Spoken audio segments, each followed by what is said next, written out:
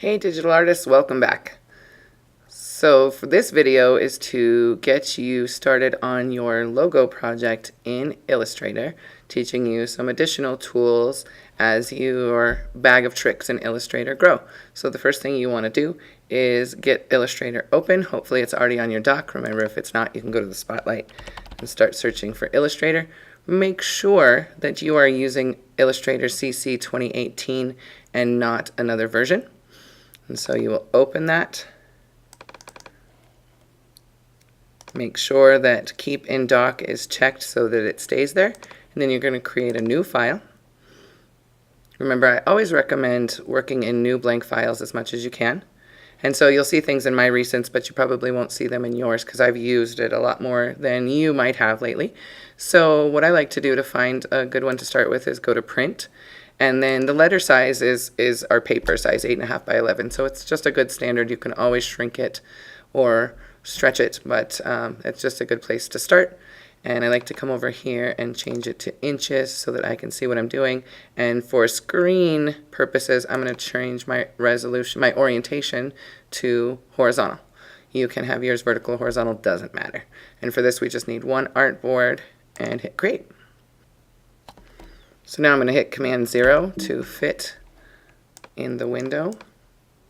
And it should, there we go, Command 0 to fit my page in the window so I can see everything. And the first thing you want to do when you get started in Illustrator is to get it set up and make your workspace a little more hospitable. If your workspace doesn't look like this, don't worry. What you do to get your workspace looking how it should, this isn't even the workspace that I like to work with. Go to Window, Workspace. And a good one to start with is Essentials Classic. This opens up your control panel, which is essential to a lot of things that we do. And then I go into Window, and remember, everything that has a check mark is already open, and if it doesn't have a check mark, it's not open. So I'm going to open up my navigator and put that up to the top, and you'll notice if you're patient, so if I drop it here, it's going to add it to these, but if I'm patient and I slide it right up here, it'll pop it in between. And then for this project, the layers are pretty useful. So now I'm going to grab that and move it over here. Once you get your windows and your workspace in a way that you like it, then you can go Window, Workspace, New Workspace, and give it your initials, your name, something that you'll know it's yours.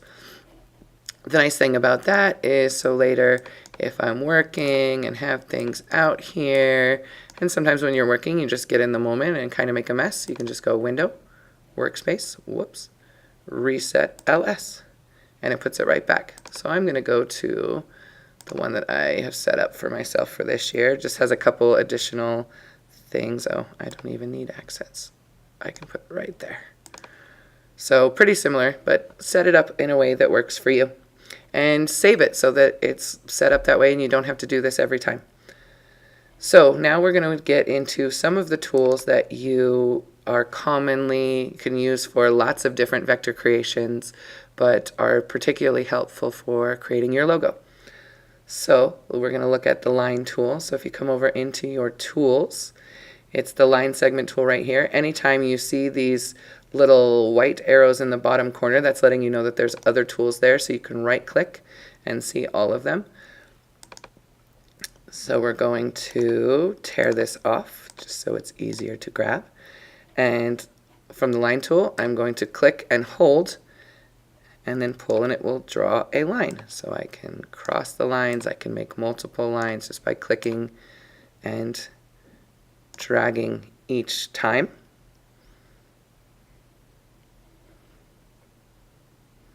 So when you're going to start your logo, it's going to be in black and white, and so we're just going to use default black and white. For this, you can use your selection tool and go back in and either grab the middle of the line and move it, or if I grab one of these anchor points at the end, I can actually change where it goes. So say I decide that I want to line these up, I can grab the anchor and start to connect them. Or grab the whole line itself. You'll see here I clicked on the path. So these lines are made up of the path, which is the line in between, and the anchor, which is the points that I placed. So you can start to manipulate and change these. You will have a video coming up later that will show you how to add color, but since we do logos in black and white to start with, we're just going to stick with black and white. You will notice that when I switched to the line tool, it automatically, if you did notice, switched to just a black stroke and a no fill. So this is transparent. Because it's just a line, it only has the stroke. The stroke is the outline of a shape, and so if it's just a line, the line is the outline. The fill is what would be inside of it, which can't happen for a line, and we'll see those in the shapes coming up. If you want to change the thickness of your lines, then what you would do is come to your selection tool, which is the one that looks gray or black on the center. We'll get into the direct select tool later, but for most things you're going to use your selection tool. And I can click on the path and I can come up here or come into here and look at my colors or in my swatches here. But to change the weight of it, you can either click in here and get all of these options. So I can go to a very, very fine line that is hard to see because it's selected in blue. That's what those blue lines mean, is that it's selected. That's Illustrator's way of letting you know. Or I can go up to a very thick line, or I can come in here and type a specific number. And so this allows you to have different thicknesses, different line weights. And you'll want to play around and experiment with those. A lot of logos, you'll notice, have very definite, thick, clean lines around them, and a lot of logos are definitely vectors, and that's why we're doing them in Illustrator.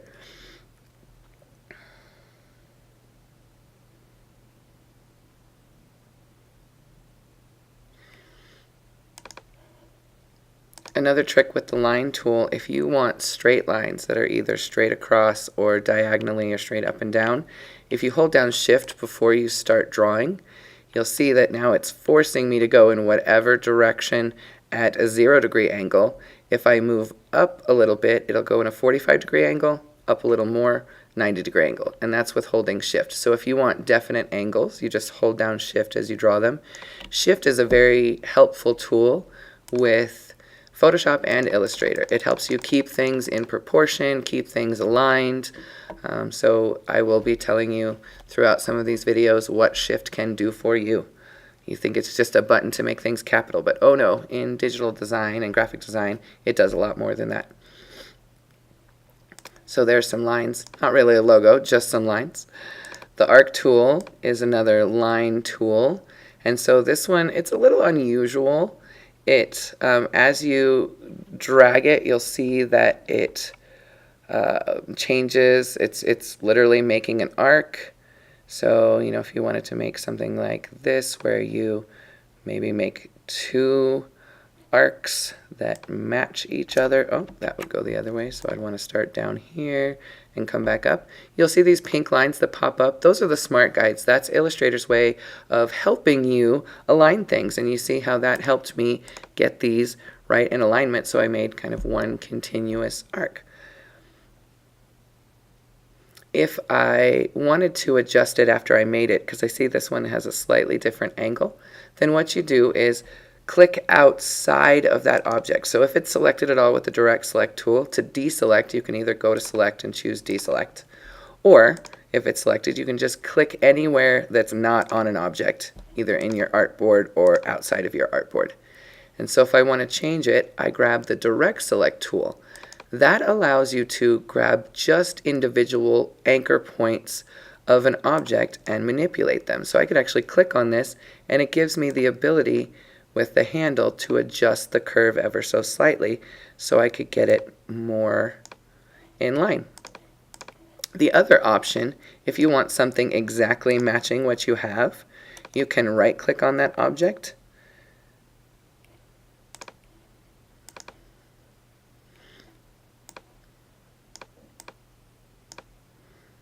The other option, if you want an exact duplicate of something that you have, what you do with anything in Illustrator and your selection tool, you hold down the Option key and drag that object away from itself. It will make an exact copy.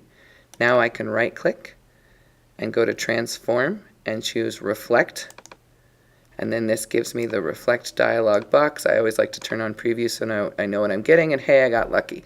See, I can do vertical, horizontal. I can even change the angle of it if I so desire. But if I want a mirror copy, I'm just going to flip it over. And now I've got two matching arcs instead of this one that was so matching. So I can select that and just hit delete to get rid of it. With the arc tool too, just like with these next tools, as I am clicking and holding, if I use the arrow key on my keyboard and click up or down, I can control the curve of this arc. So if you want to be able to control the direction while you're clicking and holding, you can use those arrow keys. It also works for the next tool. I'm going to make my lines a little thinner here. For the next tool, it's the spiral. And so same thing with that one. As I click and drag, as long as I keep holding my mouse, I can increase with my up arrow or decrease with my down arrow how many parts of this spiral. And then I can also spin it around, scale it up and down, just by all I did was I haven't let go of my mouse the first time I clicked to place it. And then I let go, and there is the line. And remember, if you want to change the line weight or color, which we'll do later, of any of these lines, you select them with the direct select tool to make sure all of it's selected, and then you can go back in and change your line weight. Or check your line weight if you're going, how did I make that line so thick? Oh, it was 20. Now I could come over here, make this one 20 as well if that's what I was going for.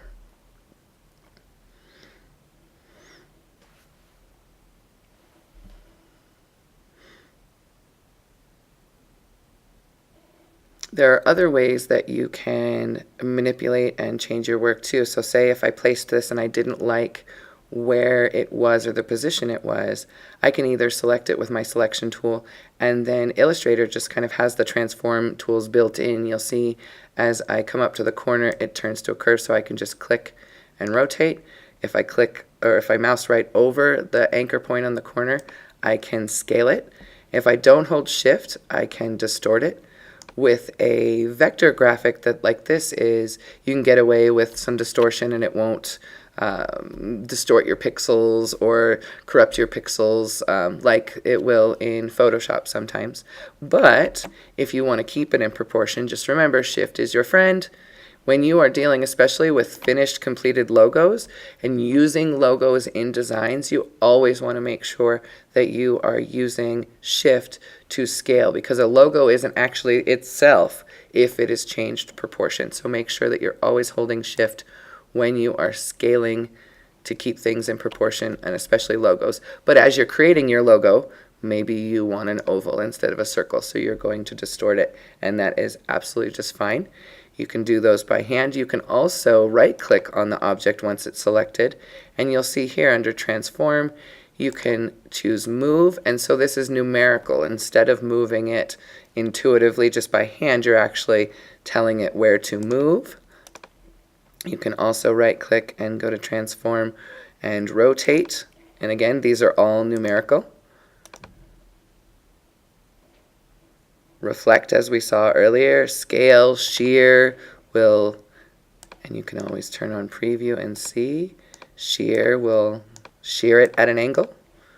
So you can do horizontal, vertical, change different angles too. So all different ways to be able to take these fairly preset shapes and do some unique creative things with them.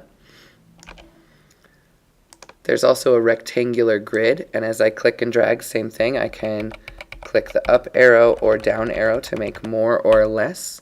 I haven't seen these used too much in logos, although they can be helpful for if you're putting together a table or a list or a grid, or using them in some sort of creative way. And then there's this polar grid, which is circular. Same thing, use the up or down mouse to create more or less spaces. Oh, and notice, so this one, you'll see this sometimes, this happens with text and shapes. So my stroke is so large that it is just filled in the shape, and this is only a circle. So all I would do is select it and come down and choose a smaller stroke size until I can see my lines. So I had a lot of lines in there, so it needed more of them. That's kind of cool. That might be cool to like duplicate and do some cool, interesting little kind of overlaps of it. So Illustrator has these pieces that are pre-created so that designers can focus on the assembly and really nice design of a project instead of having to painstakingly construct a grid with all equal numbers and spaces, which would not be very much fun.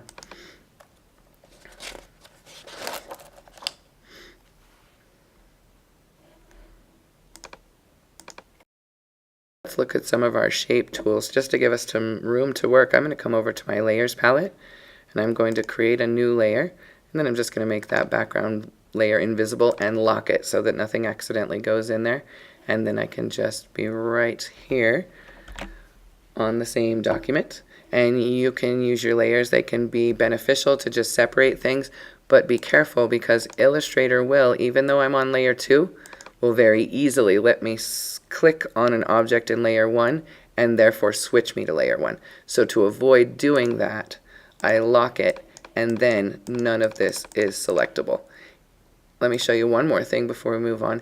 If you want to select multiple objects, so say I really like how, I'm going to use my arrow keys to get these aligned perfectly. You can do that too. You can move shapes by just using your arrow keys with up or down. So say I get them in a place where I really like these two shapes together. There's a few things you can do to keep them together.